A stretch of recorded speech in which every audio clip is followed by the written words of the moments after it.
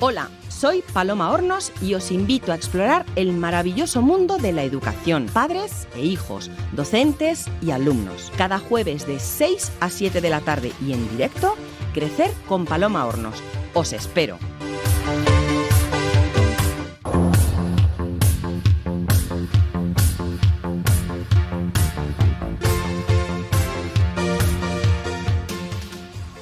Un padre o una madre no es quien da la vida, porque eso es quizá lo más sencillo. Un padre o una madre es quien da amor. Nadie nace sabiendo cómo ser una buena madre o un buen padre y es algo que tampoco se aprende. Cada relación es única y por eso no existen reglas. Hoy en Crecer con Paloma Hornos nos asomamos al mundo de la crianza, de la maternidad y la paternidad, desde perspectivas que quizá no son habituales. Nos acompañan 4 invitados que nos ofrecen sus miradas, sus perspectivas y sus historias. Marcos y Alberto son los padres de Gonzalo. Esta pareja apuesta por la diversidad y su historia se ha hecho particularmente popular a través de su cuenta en Instagram, Two Dads Spain. Bienvenidos a nuestro programa. Marcos, bueno, ustedes no lo ven, nosotros nos estamos viendo a través de videoconferencia y Marcos está de camping y creo que tiene a Gonzalo y Alberto durmiendo la siesta, ¿correcto? Eso es. Estamos desde el martes aquí. Estupendo, pues muchísimas gracias por habernos hecho ese huequillo en vuestro disfrute. Mónica Rebollo, bienvenida. Hola, buenas. Mónica es escritora e ilustradora. Esta guipuzcoana pone palabras e imágenes a los más profundos sentimientos relacionados con la maternidad. Y hoy también nos acompaña, como han acompañado a cientos de mujeres en los últimos 8 años, Sara Jiménez. Buenas tardes, Sara. Hola, muy buenas tardes, Paloma. Sara es doula, asesora de lactancia y facilitadora de hipnoparto y nos va a contar qué son todas estas cosas y cómo nos pueden ayudar o apoyar a la hora de afrontar la maternidad. Un gusto tenerle en el programa. Muchas gracias. Los 4 tenéis muchísimas cosas que contarnos, así que sin más preámbulos, comenzamos.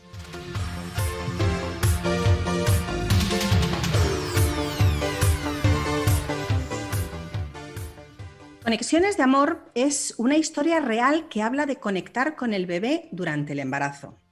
Conexiones de Amor no es un libro sobre embarazo, es un libro sobre emociones, sobre la conexión más íntima de una mujer con la vida que lleva dentro, sobre la superación del duelo gestacional y está escrito por Mónica Rebollo. Habla de lo que nadie te cuenta sobre el embarazo. No te lo cuentan ni en los cursos, ni en la consulta del ginecólogo, ni en ningún sitio, pero Mónica nos lo cuenta. ¿Qué te llevó a escribir este libro? Pues mira, Paloma, yo es que, por un lado, lo que has dicho, ¿no? El tema del duelo gestacional, yo como tuve un aborto espontáneo en el primer embarazo, ahí me di cuenta de lo mal que se pasa y para mí la conexión que yo tuve con ese bebé y cómo eso me ayudaba a seguir, pues me pareció que era algo importante que tenía que contar, ¿no? Para que otras mujeres supieran que la conexión con el bebé no es eso que nos dicen. Porque normalmente cuando tú preguntas qué es conexión con el bebé, la gente generalmente tampoco te dice nada más allá de pues lo típico, ¿no? Ponerle música al bebé, cuando está el bebé en el útero, me refiero, ¿eh? Ponerle música, pues cantarle, sentirlo, tocar la barriga, intentar pues que él reaccione, ese tipo de cosas. Generalmente eso no suele pasar mucho más allá de esa parte. Entonces, yo sabía que tenía que haber algo más, algo mucho más profundo, más, ¿cómo decir?, de una conexión más emocional, más espiritual.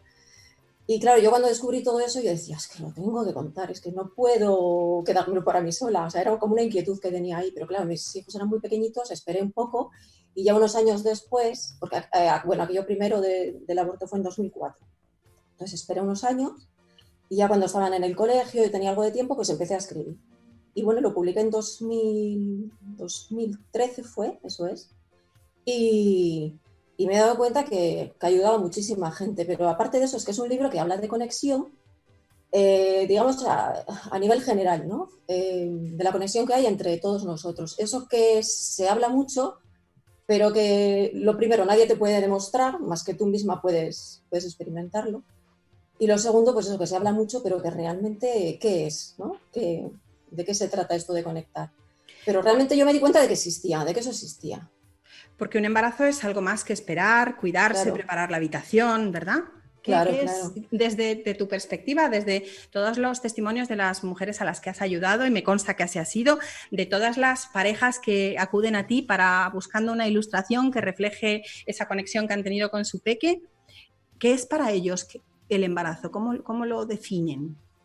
Pues mira, a mí es curioso, pero aunque yo lo que pretendía era también el tema de poder hablar de conexiones, es curioso, pero lo que más me llegó fue, y ahí me di cuenta el vacío que hay, me llegaban sobre todo pues, mensajes de gente que me decía, jo, es que yo he tenido un embarazo, pero en el 5.º mes perdí al bebé, o tuve un embarazo pues, con un aborto espontáneo igual que te ocurrió a ti, o casi toda la gente me contactaba, me mandaba mensajes era para contarme eso.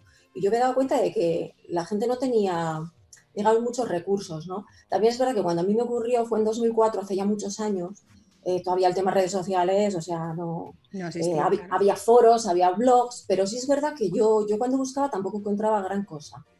Entonces, la mayoría de la gente que me contactaba me hablaba de este tema y entonces te das cuenta del dolor que hay detrás de experiencias como esa, ¿no?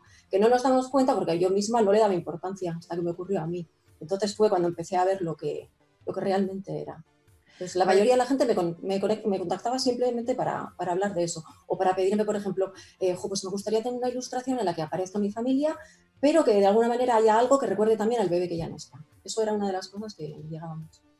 Tu obra se ha calificado como uno de los mejores libros de embarazo consciente, que es un concepto moderno, como es la educación consciente. ¿Cómo definiría Mónica Rebollo eso, embarazo consciente?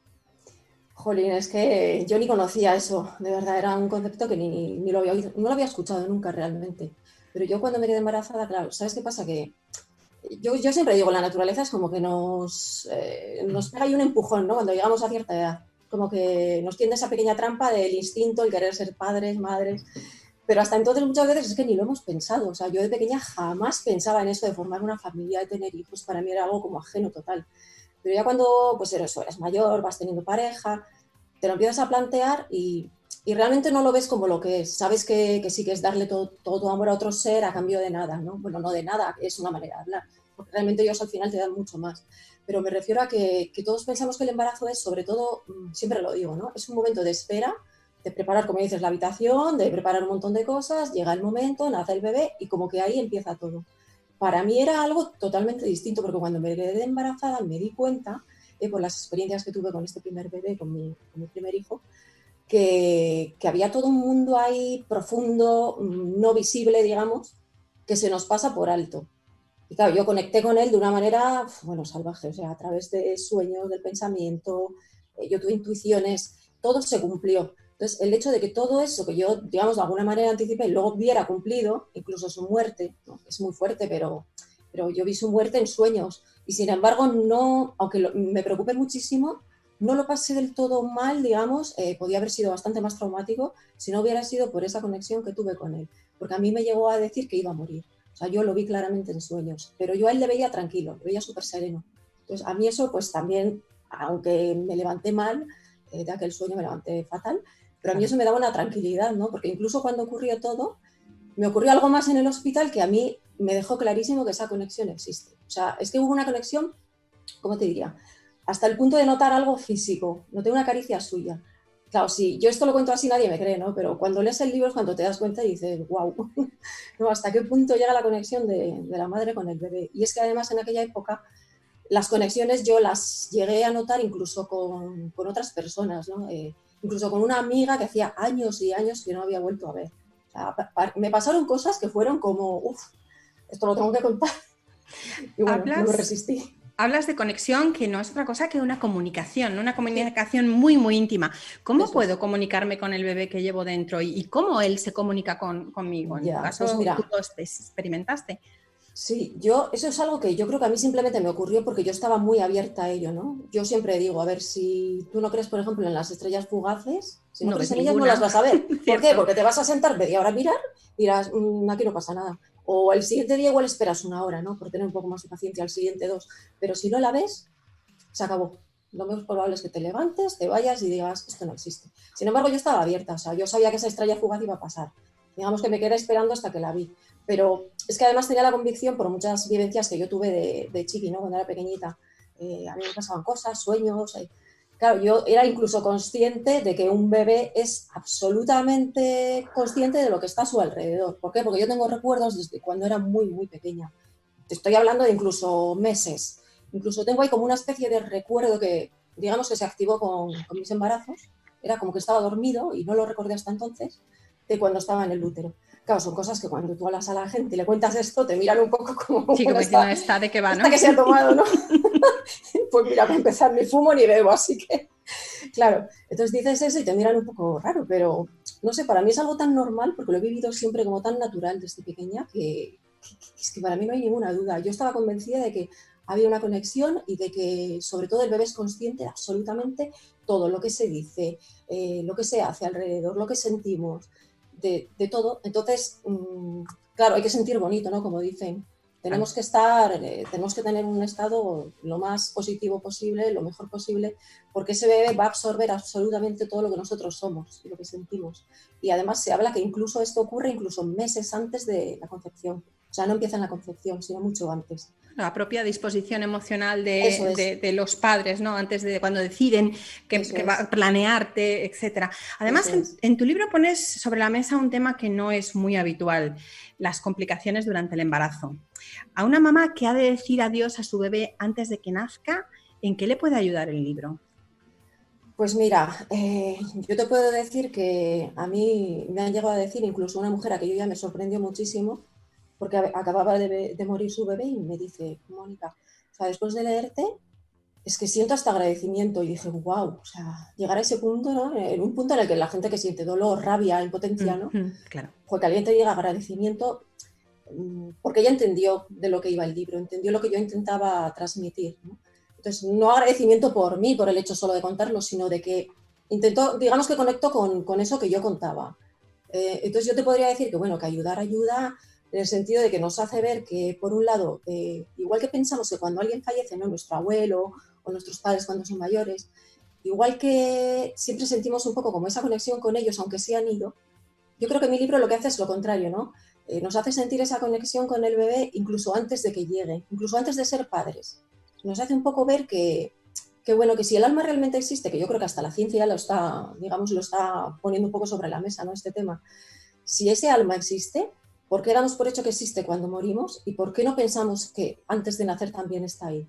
Entonces, esa conexión, esa forma de verlo, es lo que hace que yo creo que la gente pues conecte con el libro o digamos, le ayude, ¿no? Cuando ha tenido una pérdida.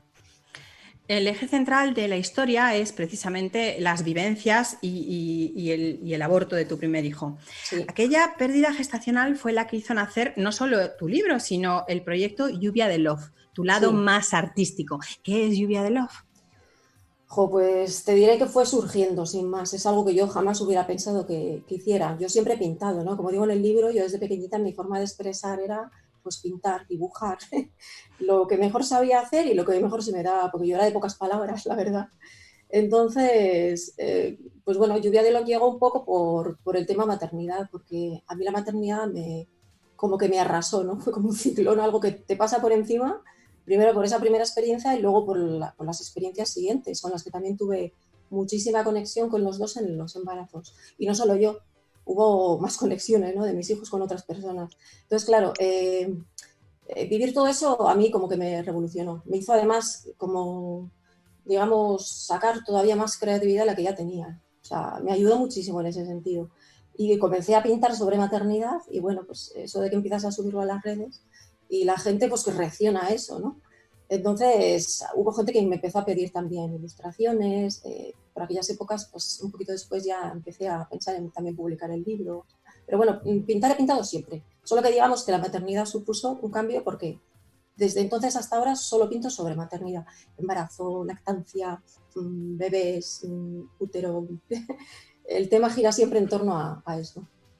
Hace aproximadamente unos 15 días o 3 semanas, más o menos, vi en tu Facebook una frase que me pareció sublime. Definías a un niño que no nació, que no llegó a un embarazo que no llegó a término, como bebés que nacen con un problema incompatible con la vida.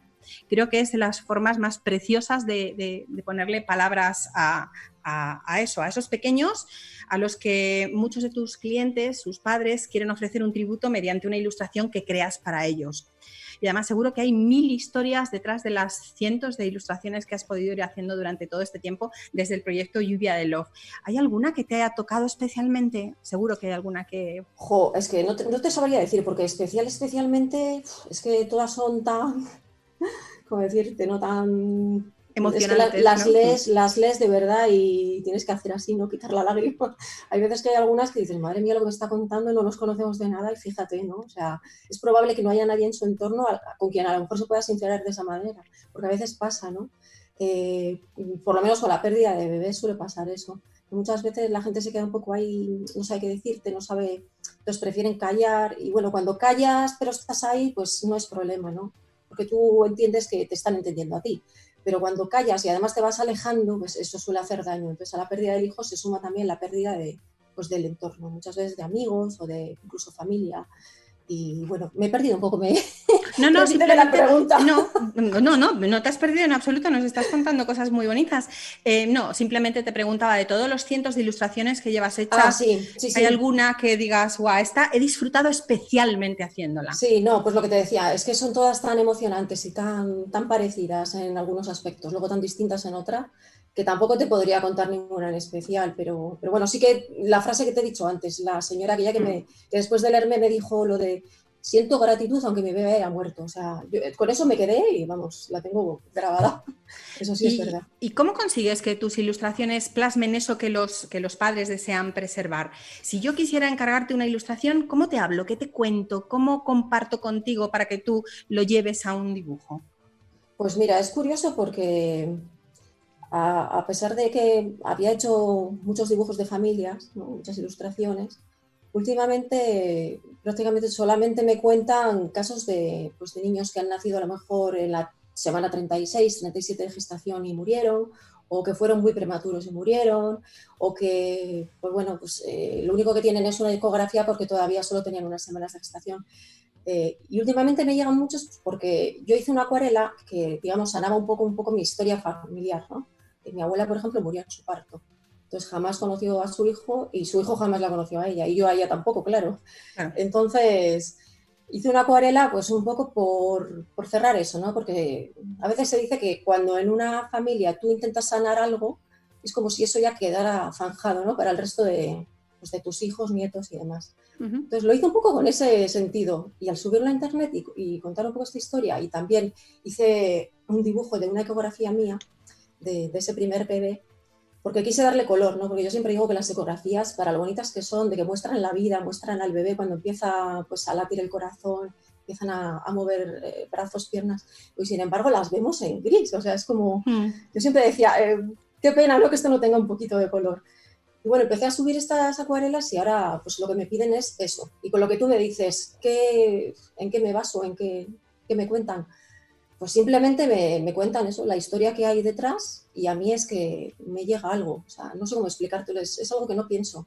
Simplemente escucho y en el momento en que empiezo, a veces ni siquiera cuando empiezo, simplemente les estoy escuchando y ya estoy imaginando qué es lo que voy a pintar. Yo siempre digo que soy como, a ver, nosotros somos un canal, ¿no? Al final creo que los humanos somos un canal de un tipo de vibración, energía o lo que sea, que nos llega y hay quien sabe canalizarlo de una manera, quien lo hace de otra. Hay quien puede ser médico, te ayuda de una manera, hay quien puede ser profesor, hay quien dibuja, hay quien hace escultura. Y para mí es así, o sea, yo escucho la historia y me llega. Es como si eso que ese bebé quisiera transmitir me llega y lo que hago es ponerlo en papel nada más. Siempre intento darle mucho color, ¿sabes? Me gusta que sea algo alegre, que sea un dibujo que ayude a avanzar el duelo. O sea, que sea algo alegre para que no se queden tampoco ahí en el dolor, sino que lo transformen en amor. ¿Y cómo podemos ponernos en contacto contigo? ¿Cómo podemos encontrar tu obra? Bueno, arroba lluvia de love, escrito arroba lluvia de love en redes, o bien también está la web lluviadelove.com. En la página de contacto está un email con el que pueden contactar conmigo, pero sobre todo estoy en redes, es donde más, Instagram y Facebook. Twitter también publico de vez en cuando, pero no soy muy de Twitter, la verdad. Conexiones de amor, la lectura perfecta para todos aquellos que han sido o van a ser papás para que no desperdicien la oportunidad de relacionarse con su bebé incluso antes de que nazca. Muchas gracias, Mónica. Gracias por... A ti, Paloma, muchísimas gracias.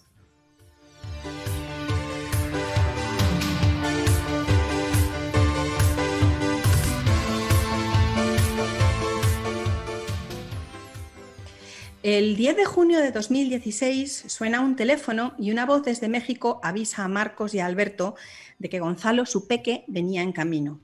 El problema era que estaban en la semana 26 de gestación y si Gonzalo nacía en ese momento, las posibilidades de supervivencia eran remotas. 5 largos e inciertos días después nace Gonzalo y esta pareja que hoy nos acompaña comienza su lucha porque su pequeño salga adelante. Marcos, ¿cómo se vive una circunstancia así? Pues te diré que lo estabas contando, ya me estaba emocionando otra vez. Ay, es que es muy La emocionante. verdad es que, bueno, o sea, hay que empezar por el principio. ¿Por qué Gonzalo nace en México? Porque nació gracias a una mujer, Milagros, Mili, que, que le trajo al mundo. Gracias a esa mujer, a otra mujer que donó su óvulo y gracias al amor que mi marido y yo pusimos después de 15 años de relación. Gonzalo nació por gestación subrogada o gestación por sustitución, que son los términos jurídicos y médicos que utiliza la Organización Mundial de la Salud y la legislación española. Y esto es un embarazo a distancia, ¿no? Mónica hablaba de las conexiones durante el embarazo y aquí las conexiones no son físicas, pero Gonzalo estaba siendo esperado desde hacía muchos años. Y efectivamente, cuando estábamos en la semana de gestación, cuando todo había ido fenomenal, Mili se quedó embarazada la primera, no hubo ningún contratiempo, todas las revisiones iban bien, nosotros teníamos una relación permanente con Milagros, diaria, en la que fuimos viviendo ese embarazo, pero de repente el día 9 de junio ella empezó a manchar y cuando llegó a la cita de la ginecóloga, o sea, a la consulta de la ginecóloga, pues Mili estaba de parto y además con una dilatación avanzada y nos dijo la ginecóloga, coged un vuelo, eran las 4 de la tarde, coged un vuelo y rezad lo que sepáis porque si Gonzalo nace hoy es muy probable que no sobreviva. Y con eso cogimos un vuelo a las 10 de la noche sin saber qué pasaría. 11 horas de vuelo, asumiendo todos los escenarios posibles. Yo me acuerdo antes de despegar incluso que estaba viendo cementerios en Villahermosa, al lado de la Catedral de Villahermosa, Tabasco, que es donde nació Gonzalo, porque todo podía ser. Gracias a Dios, Gonzalo, como decías, después de 5 días conteniendo ese embarazo, gracias ahí, o sea, siempre decimos, hay una frase muy común en los que somos padres a través de gestación subrogada, que es que gracias a esa mujer nuestros hijos viven, pero además, gracias a Milagros, nuestro hijo sobrevivió. Esos 5 días conteniendo el parto en reposo absoluto son los que permitieron a Gonzalo sobrevivir. Y en esos momentos en los que todo ha llegado antes de lo esperado y de repente largos días en la UCI neonatal, un chiquitín, ¿qué es eso? ¿Qué es que es muy, muy, muy chiquitín? ¿Qué te pasa por la cabeza cuando te lo dan? Que es casi, bueno, es que no te lo dan, que te lo enseñan. Lo pudimos ver nada más nacer y bueno, durante esos 5 días pues ya tuvimos el sistema de salud mexicano, pues nos complejo, pero el caso es que el neonatólogo que supervisó el caso durante todo ese mes y medio que Gonzalo estuvo en la UCI ya nos fue preparando, ¿no? De los días previos al nacimiento y nos lo explicaba muy bien. Esto es una montaña rusa. Y desde el primer día además nos explicó todas las posibles complicaciones habituales en un niño prematuro y desgraciadamente se cumplieron todas, absolutamente todas. Y efectivamente eso, la sensación es una montaña rusa, ¿no? El día que pasamos de estar intubado a la extubación es una alegría, al día siguiente coge una infección y te esperas lo peor y así durante mes y medio. Y os contaré que yo por trabajo me tenía que volver a España cuando Gonzalo llevaba mes y medio en la UCI y yo la primera vez que he visto a mi hijo fuera de un hospital, fuera de la UCI, fue en el aeropuerto de Barajas. Yo dejé a mi hijo en la UCI, a mi marido, un mes y medio después de que naciese. Ya las cosas iban mucho mejor, pero nunca sabes. Tanto es así que estaba ya en la zona de preparación. Digamos, ya habíamos podido incluso bañarle, etcétera. Y cuando me llevaron la ginecóloga de milagros y mi marido al aeropuerto, al volver mi marido Alberto a la UCI, a la visita, se encontró un pañal lleno de sangre. Uf. Que evidentemente no me quiso contar antes de despegar. Luego resultó que era simplemente una intolerancia a la proteína de leche de vaca, pero es muy escandaloso encontrarte un pañal. Entonces, como digo, nunca terminas de relajarte. Nosotros estábamos preparados para que Gonzalo tuviese el alta con oxígeno, porque hasta el día antes de irme yo a España, Gonzalo necesitaba ventilación. Gracias a Dios, el día antes, como si lo supiese, Gonzalo simplemente con el bracito apartó la campana que tenía con el oxígeno a su lado, saturó bien y nunca más le hizo falta, pero estábamos evidentemente preparados para cualquier escenario. ¿Qué fue lo más duro en esos momentos que son realmente complicados, casi 45 50 días fuera de casa? ¿Qué fue lo más duro? ¿Estar lejos de la familia y no poder compartir con los vuestros, bueno, pues toda esa incertidumbre, todo ese miedo? ¿O vivir toda esta situación lejos de casa, en un país distinto, con una sanidad distinta? Que no ha de ser nada sencillo. Pues, la verdad es que, bueno, la sanidad, hemos de decir que Gonzalo nació en el hospital del sureste de Villahermosa, Tabasco, y el equipo médico fue sensacional. El verano pasado, luego si podemos hablar de esa parte, ¿no? de las conexiones, porque ese periodo para nosotros fue muy enriquecedor, y este verano pasado estuvimos con Milagros, con su familia, pasando las vacaciones, y tuvimos un reencuentro con todas las enfermeras, los neonatólogos de Gonzalo. La asistencia médica fue sensacional, hay que decirlo, y más allá de lo mal que se pasa. Los peores momentos fueron ese vuelo sin saber qué va a pasar y el mes que tuvimos que estar separados, mi marido y yo, o mi familia y yo. Ya digo, sin yo haber visto a mi hijo fuera del hospital, se hizo muy duro. Alberto se quedó en un país que no es el suyo, sin la familia alrededor, siendo primerizo, y con un niño prematuro que requiere a las ya habituales 3 horas cada 3 horas la toma, se le añade toda la medicación que además no cuadraba con las horas de toma. Entonces fue muy complicado. ¿Y sabéis quién? Además es que por temas burocráticos había que trasladarse a Ciudad de México. Y quien se trasladó con Alberto a un apartamento todo ese mes fue Milagros. Sí, a ayudarle a pasar todo esto, a apoyarle. Sus 3 hijos son mayores y decidió, pues, un acto más de generosidad, ¿no? El cuidar a Gonzalo y a Alberto. Y a Alberto. Además, cuidar a Alberto. O sea, teníamos el Skype permanentemente conectado todo ese tiempo y yo estaba trabajando desde Madrid y tengo la imagen de Milagros con Gonzalo en el regazo mientras Alberto se le veía en el fondo durmiendo la siesta porque no podía más. ¿Cómo es cuidar y criar a un niño prematuro extremo? Porque ahora Gonzalo está estupendo, ¿no?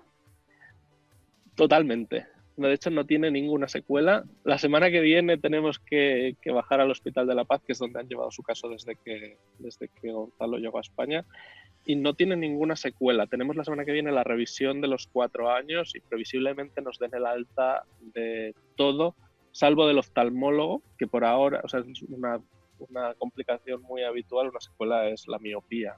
Prematuros, y ni siquiera esa la ha desarrollado todavía, pero al menos ya nos adelantaron que hasta los 6 años seguirían con sus revisiones desde los especialistas de neonatología, ¿no? Aparte de los especialistas que puedan llevarle desde el centro de salud.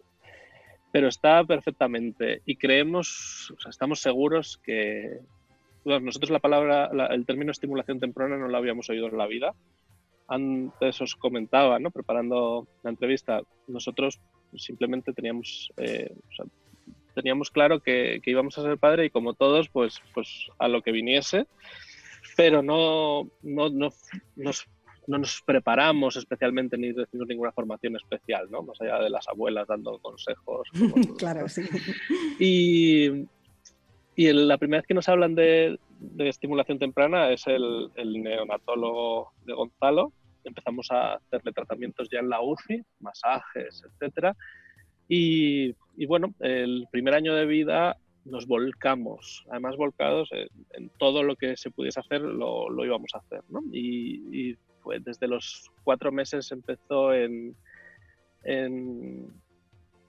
matronatación, en un centro especializado de estimulación temprana, y estamos seguros de que eso es lo que a día de hoy ha hecho que Gonzalo sea un niño absolutamente normal. ¿Y cómo lo vivisteis? ¿Qué fue lo más complicado? Ya ahora, una vez que ya está en Madrid, que todo está más o menos estabilizado, toca empezar a trabajar. Además, como bien dices, volcados 28 horas diarias, si existieran 28 horas diarias en el día. ¿Qué fue lo más complicado, lo que se os hizo más cuesta arriba, como pareja y como cada uno de vosotros? Pues mira, la verdad es que nada. Es decir, que pasado el periodo UCI y asumido todo ese escenario, la verdad es que, o sea, todas las posibles complicaciones lo asumimos de tal forma que estábamos preparados para lo que viniese. Y, por supuesto, íbamos a ayudarle en todo lo que pudiésemos, pero estábamos hechos a la idea, ¿no? A cualquier posible complicación. Ya habíamos superado tanto, o sea, nosotros, o sea, no perdamos de vista que pues no nos quedamos embarazados de repente, ¿no? O sea, claro. Para llegar al embarazo de Gonzalo ya habíamos pasado mucho. Y para nosotros, o sea, el día, yo siempre lo digo, el día más feliz de mi vida no es el día que nace mi hijo, sino el día que llegan a Barajas y ha pasado todo. Entonces ya estamos, ahí estaba mi madre conmigo, la madre de Alberto, y ahí es la primera foto en familia sin tubos, sin vías, y desde entonces empezó la vida para nosotros, la felicidad absoluta, y la verdad es que no ha habido, o sea, nos volcamos, pero era pues una actividad en común. A nosotros como pareja, de hecho, todo esto nos unió. Igual que nos ha unido ahora el confinamiento, hay parejas que gestionan muy mal eso, ¿no? O sea, el estar tanto tiempo juntos, etcétera. Nosotros, el periodo que tuvimos de confinamiento en un hotel al lado del hospital durante el tiempo de UCI de Gonzalo nos unió muchísimo. Ahora también, y la verdad es que pues, es una gozada ser padres. La verdad es que no puedo decir nada. Ha habido sustos, ¿no? Hernia que le habían operado y la semana que viene le tienen que operar, etcétera. Pero es que hemos pasado tanto que quizá por eso valoramos tanto la suerte que tenemos, ¿no? Y ahora estar en un camping simplemente, que nuestro hijo pueda correr, pues para nosotros es la felicidad absoluta. ¿Y cómo surgió la idea de abrir una cuenta en Instagram y comenzar a compartir públicamente el día a día de vuestra familia?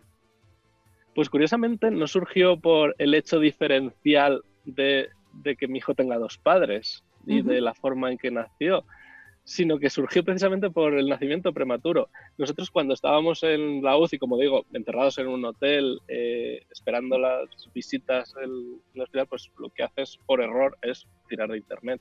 Y todo lo que veíamos eran dramones. Si quien se lanza a contar la historia de un prematuro, normalmente es porque ha salido mal y por gestionar su propio duelo. Claro. Y nosotros queríamos contar una historia optimista, transmitir ese optimismo, y por eso no surgió tanto por lo que ahora está volcada en nuestra cuenta y nuestra actividad principal, que es dar visibilidad a una familia que desgraciadamente no está todavía lo suficientemente interiorizada, que es la de 2 padres y la de un niño que ha nacido gracias a un proceso de gestación subrogada. Además nos volcamos en eso porque nuestro hijo pues, va a seguir creciendo y hay mucho... La sociedad cada vez está en el debate sobre la gestación subrogada está más polarizada y creemos que la mejor forma de combatir los prejuicios hacia la gestación subrogada precisamente son demostrando la relación que mi familia, mi hijo, tiene con esa mujer que le trajo al mundo, ¿no?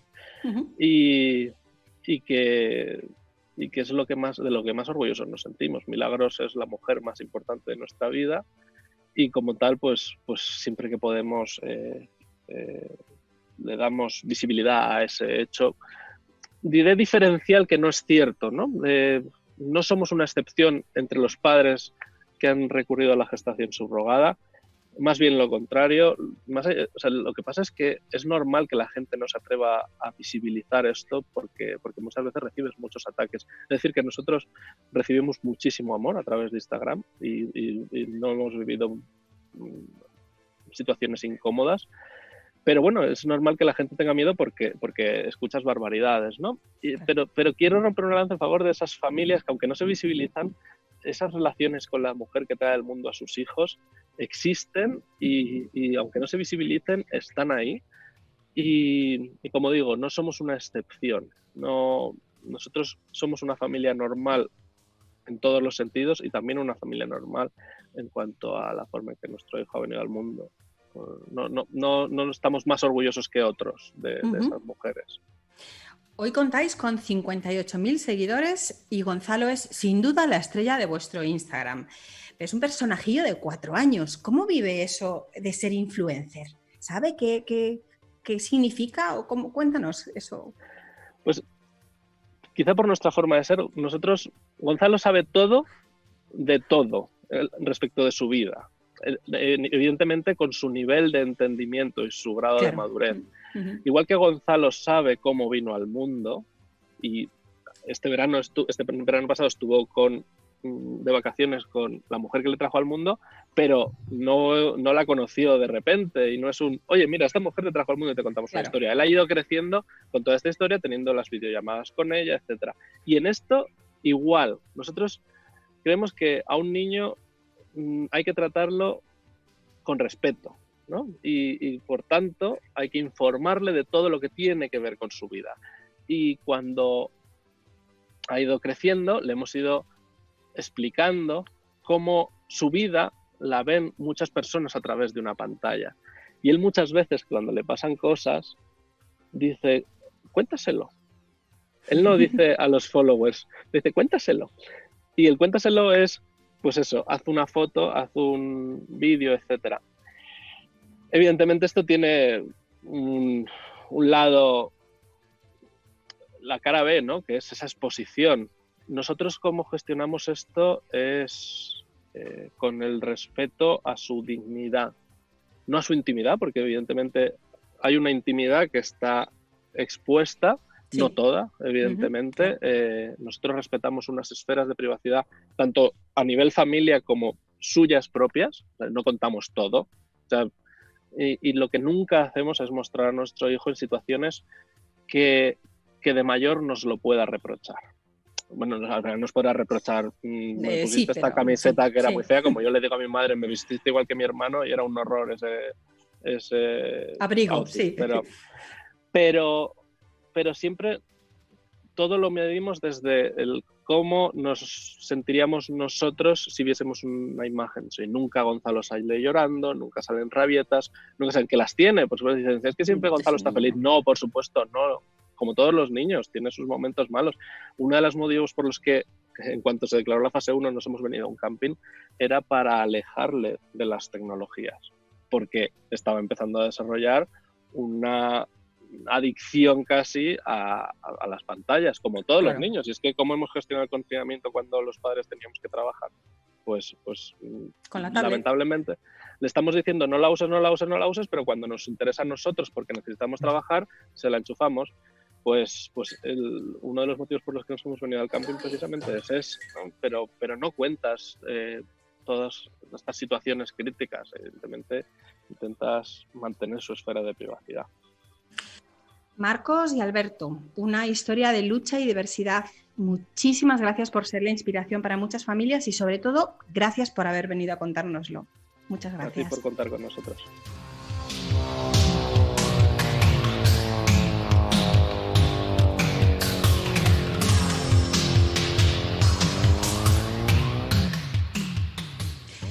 Aunque etimológicamente doula significa sirvienta o mujer experimentada, la realidad es que se trata de profesionales como Sara Jiménez, que hoy tenemos en el programa. Profesionales que dan apoyo y acompañan a una nueva mamá en cada momento y etapa de su maternidad, desde el embarazo, el parto, el posparto, la lactancia. Sara, ¿qué llevó a decidir a una bióloga especializada en nutrición que quería convertirse en doula? Pues mi propia experiencia. Cuando yo creo que como muchas de nosotras, ¿no? O muchos de los que estamos en el mundillo de la maternidad, al final entramos por nuestra propia vivencia. A ver, yo fui madre hace 10 años, mi hija Alba tiene 10 años, y es verdad que hasta ese momento no me había planteado nada. O sea, no te planteas ni los partos, ni cómo puede ser un embarazo, ni cómo puede ser la lactancia, ¿no? O sea, ni mucho menos la vida, cómo te puede cambiar la maternidad. Pero bueno, es verdad que empiezas a leer, te empiezan a venir informaciones, escuchas también tu propia voz, que es muy importante, ¿no? Lo que hablábamos antes, esa conexión, que yo también estoy de acuerdo con Mónica, que existe totalmente, o yo por lo menos también lo he sentido así. Y te empiezas a empapar y a rodear de mujeres un poco que van en tu misma línea. Es verdad que ahora las redes sociales son una gran ayuda. Antes eran los foros, ¿no? Que también nos sirvieron como herramienta, y te empiezas a adentrar en este mundillo y empiezas a ver pues, que hay opciones, que tienes voz, que además puedes decidir en tu parto, cosa que es que antes ni te lo podías, impensable, ¿no? Ibas al hospital y ya lo que te hicieran y lo que te tocara. Empiezas a informarte de la importancia que tiene cada uno de los procesos, ¿no? del parto, de las contracciones, del dolor, el porqué, la función, del posparto, la importancia del piel con piel, de la importancia de la lactancia. Entonces, bueno, es un mundo que empiezas poquito a poco enseñando la patita y a mí me atrapó. Y ya en el segundo embarazo de Leo, que ahora va a cumplir 8 años, pues ahí ya es cuando decidí formarme como doula, porque en este tiempo de entre embarazos, cada vez que veía a una mujer embarazada, es que era como un imán, ¿no? Un imán, incluso para ellas también, ¿no? Que me preguntaban, y entonces, bueno, pues decidí profesionalizar un poco esa pasión que sentía, ¿no? ¿Una doula es una matrona? No, eso es súper importante hacer la diferenciación. Las doulas no somos personal sanitario. No sustituimos en ningún caso ni a la matrona, ni al ginecólogo o la ginecóloga. O sea, somos acompañantes de la maternidad. Nosotros ofrecemos acompañamiento emocional. Pero para nada, o sea, nosotros no tenemos ni voz ni voto. Las decisiones siempre las va a tomar la mujer o la familia, pero nosotras vamos a acompañar esa decisión sin juicio, acompañar ese proceso, ¿no? Bueno, hemos visto que anterior, ¿no? Tanto Mónica como Marcos, esa falta de acompañamiento muchas veces, ese sentirse solos, los procesos, cómo se silencian, ¿no? Cómo se silencia el duelo, que parece que no hay duelo, parece que no hay malos partos, parece que no hay depresión postparto, parece como que todo es bonito y bueno, un poco lo que viene a la función de la doula es acompañar emocionalmente a esa mujer para que pueda ser ella, expresar sus emociones sin miedo a ser juzgada, y a que por eso lleve también mejor su propia maternidad, como que encuentre su verdadero camino, ¿no? Esta es su función, y para nada nos mezclamos con la rama sanitaria, o sea, para nada. Nosotros no podemos decidir si una mujer va a parir con epidural, sin epidural. Nosotros simplemente vamos a acompañar a esa mujer en su decisión. ¿Suelen poner inconvenientes los ginecólogos, a las matronas o el personal sanitario a vuestra presencia en el paritorio? Pues en España la verdad es que las doulas todavía no estamos muy bien reconocidas, ¿no? En la mayoría de los hospitales no nos permiten entrar, porque claro, solo permiten entrar a una persona por acompañante, y además esa persona lo normal es que no te permitan que haya cambio durante el proceso. Sí, entonces hay poquitos hospitales, cada vez hay más, que nos permiten la entrada al paritorio como profesionales. Y tampoco somos sustitutas de una pareja. O sea, la mujer va a parir con su pareja y con su doula. También hay veces que el proceso el acompañamiento se da en mujeres que deciden ser madres, siendo solteras, sin tener pareja, sí. y que eligen la compañía de una doula, ¿no? Pero vamos, nosotros digamos que somos una figura adicional, tanto la pareja como en el personal sanitario. Somos aparte. Y además imagino que existan diferentes tipos de doulas, quiero decir, diferentes especializaciones dependiendo de las circunstancias de esa maternidad, ¿no? Habrá, no sé, cuéntanos. Sí, es verdad, sí, no hay una formación reglada, eso también es importante. Hay muchas formaciones, no hay ninguna formación reglada, pero es verdad que las doulas nos vamos especializando un poco también en base a nuestra propia vivencia. Claro. Hay doulas de duelo que, pues igual que Mónica, si han pasado por pérdidas, pues van a comprender o se van a poner en la piel de la otra persona muchísimo mejor que alguien que nunca ha pasado por ese trance, ¿no? También hay doulas que acompañan los procesos de fertilidad, pues igual, normalmente suelen ser mujeres que también han pasado por ahí. Claro. Porque también eso es otra esfera muy importante. Doulas que acompañan procesos de adopción, doulas que acompañan, bueno, pues digamos un poco en función de nuestra propia experiencia, ¿no? Uh-huh. Y por ejemplo, no acompaño doula, sí, no acompaño duelo, pero compañeras mías sí, ¿no? Que han pasado por eso y desde luego que lo van a hacer muchísimo mejor que lo pueda hacer yo por mucha empatía que pueda desarrollar con esa mujer. Tenemos a Alberto y a Marcos aquí con nosotros. Como doula, en su experiencia, ¿qué figura, qué hubiera hecho la doula en apoyo a todos esos 50 días de incertidumbre que vivieron con Gonzalo? ¿Cuál hubiera sido la misión de la doula? Pues la doula, estar con ellos, o sea, contención, escucha, no juicio, ser un soporte emocional, incluso logístico, ¿no? Que también ahí tengo que poner una puntualización. Nos podemos ocupar un poquito de las tareas del hogar cuando éstas sobrepasan a la persona en cuestión y hace que no esté centrada en lo que tiene que estar realmente centrada, ¿no? Pues las doulas, por ejemplo, nos ocupamos de los hermanitos mayores en algún momento. Claro. Si vemos que entramos a casa de una mujer y está con la lactancia y tiene la pila de platos llena y veo que le genera un estrés adicional el tener la cocina desastrosa, pues en un momento se recoge los platos y eso va a hacer también que la mujer pues se relaje, fluya y se centre en lo que tiene que estar, ¿no? Entonces, pues apoyo logístico también ofrecemos, pero vamos, sobre todo el apoyo emocional, la escucha, la contención y el no juicio, que yo creo que eso nos viene bien siempre. En el año 2007 se comienza en España a investigar sobre el uso del portabebé y además concretamente sus repercusiones fisiológicas y emocionales, así como implicaciones en el desarrollo del cerebro, incluso en la formación de la personalidad. Y la curiosidad innata de Sara le lleva a complementar su formación con asesoría de porteo. ¿Qué descubriste desde esta nueva disciplina, Sara? Bueno, pues igual empecé a utilizar el porteo como un método de transporte, ¿no? En sustitución a un carrito. Me parecía más cómodo. Pero disculpa, luego permíteme, ¿porteo es manejarte con el bebé en brazos? Sí. Vamos, manejarte con el bebé en brazos gracias a los portabebés. Que puede ser un fular, puede ser una mochila, ¿vale? Entonces, digamos que matas muchos pájaros de un tiro. Estás en contacto con el bebé, que es lo que va a necesitar, esa cercanía, ese contacto, ese notarte cerquita, que le va a dar tranquilidad y calma. Y luego también, bueno, pues te permite tener las dos manos libres y eso nos da una autonomía brutal.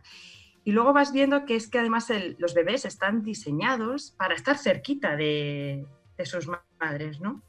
Ellos cuando nacen, bueno, pues lo que esperan es encontrarse un pecho calentito, acogedor, el que les recuerde el latido del corazón. Claro. Y bueno, ya lo decía Niels Bergman, ¿no? el hábitat de un bebé es el seno de su madre, ¿no? Es el pecho de su madre, es su verdadero hábitat. Entonces vas dándote cuenta cuando empiezas con el mundo del porteo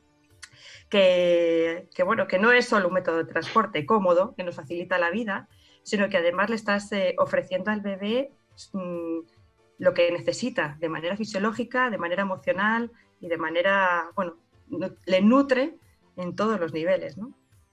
Y un paso más allá en el acompañamiento de las nuevas mamás hizo que te convirtieras en facilitadora de hipnoparto. ¿En qué ayuda la hipnosis en un parto? Bueno, a mí me parece una herramienta maravillosa, sobre todo para aquellas mujeres que tienen más dificultad de conexión con el bebé.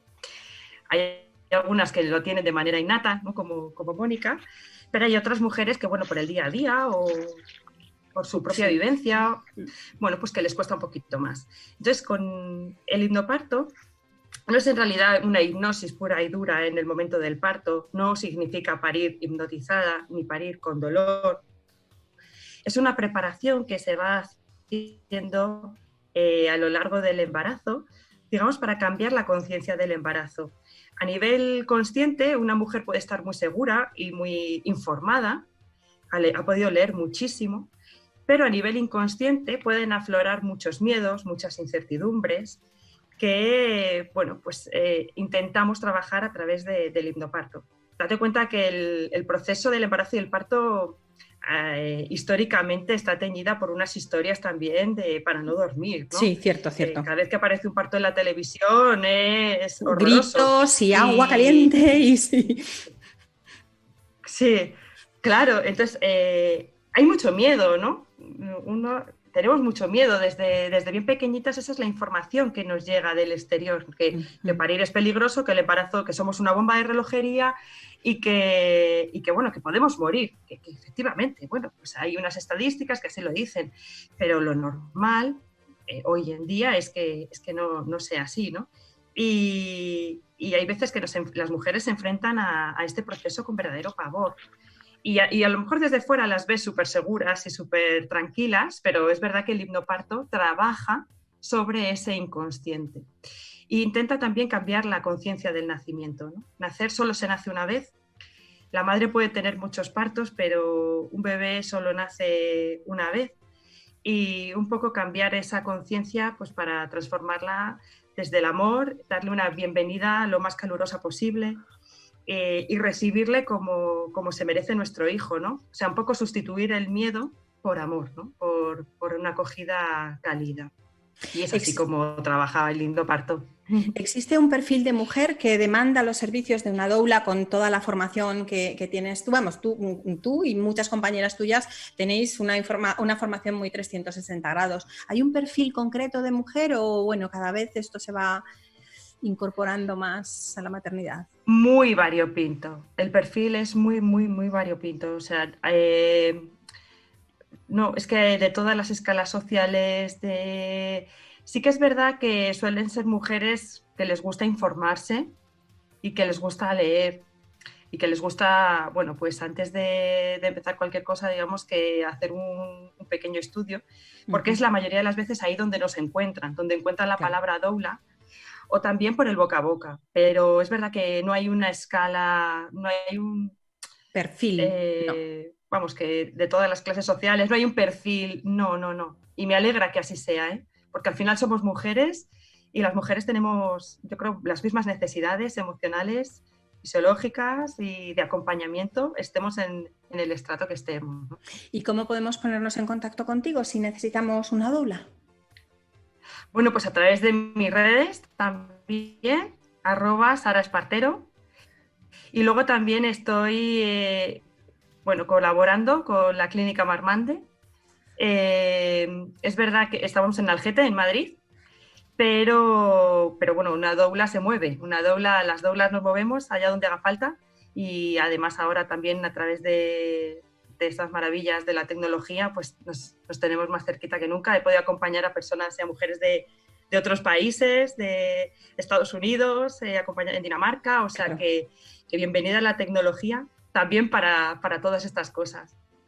Respeto, acompañamiento exento de juicio, sostén y apoyo emocional. Eso es una doula y esa es la labor preciosa de Sara Jiménez. Sara, muchísimas gracias por haber venido a contárnoslo. Muchísimas gracias, Paloma.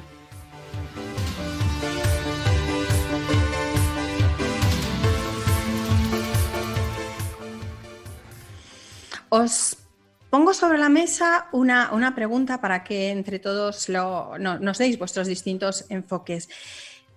De todo, en el caso de Sara, las familias o las mamis a las que has acompañado, en el caso de Mónica, tu propia vivencia y las de las familias que recurren a ti, y en el caso de Marcos y Alberto, por supuesto, ¿qué ha sido de entre toda esa tormenta y todo ese ciclón que muchas veces os habéis encontrado, qué os ha hecho más fuerte? ¿Marcos? Primero, la verdad es que sin duda el ver cómo nuestro hijo iba superando todas las etapas, ¿no? O sea, ese mes y medio de UCI en el que, pues eso, tenía que empezar la succión, tenía que abandonar el oxígeno, nos hizo reflexionar si él puede, cómo no vamos a poder nosotros, ¿no? Ese ser tan pequeñito está luchando por su vida, se está agarrando y de esta forma tan fuerte. Es que ya cualquier cosa, y nos pasa durante toda la crianza, ahora somos mucho más tranquilos que seguro que hubiésemos sido de otra forma.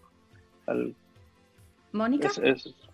No, disculpa. O sea, yo diría que todo en general, pero bueno, en especial quizá esa primera vivencia, ¿no?, de ese pequeño bebé que no llegó como yo quería.